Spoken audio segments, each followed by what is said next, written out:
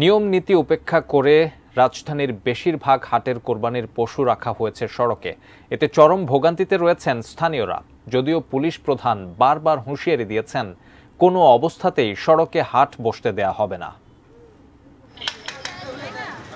জনভোগান্তি হবে এই বিবেচনায় হাটের নির্ধারিত জায়গা ছাড়া সড়কে পশু না রাখার কঠোর বার্তা দিয়েছিল পুলিশ, র্যাব, এমনকি সিটি কর্পোরেশনও। বলা হয়েছিল, পশুর হাট অব্যবস্থাপনায় পুলিশ জড়িত থাকলেও তাদের বিরুদ্ধে কঠোর ব্যবস্থা নেওয়া হবে।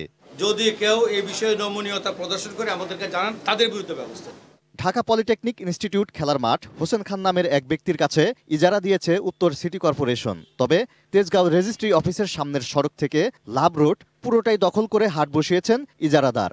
একই অবস্থা মেরাদিয়া, শাহজাহানপুর সহ বেশ কয়েকটি গরুর হাটের। মাঠে জায়গা পাই নাকি, এবার এসে রাস্তায় পাইছি, জায়গা পাইছি।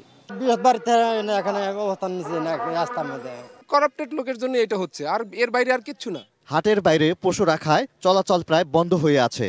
ইজারাদারের নিজস্ব সদস্যরা যান চলাচল নিয়ন্ত্রণ করছে। গরুর গাড়ি যেগুলো সেগুলো ঢুকতে পারতেছে, আর অন্যান্য গাড়ি ঢুকতে পারে না।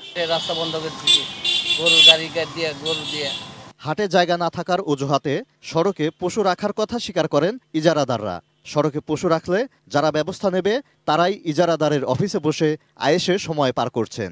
এখানে আমরা আছি, আমাদের তো মেইনটেনেন্স করতেছে যারা আছে, রাস্তায় পশু রাখা হচ্ছে এবং আজকে রাত্রেও যদি আরো বেশ কিছু পশু আসে তা আমাদের রাস্তায় রাখতে হবে। রাজধানীর 2 সিটিতে এবার স্থায়ী অস্থায়ীভাবে পশুর 20টি হাট বসেছে।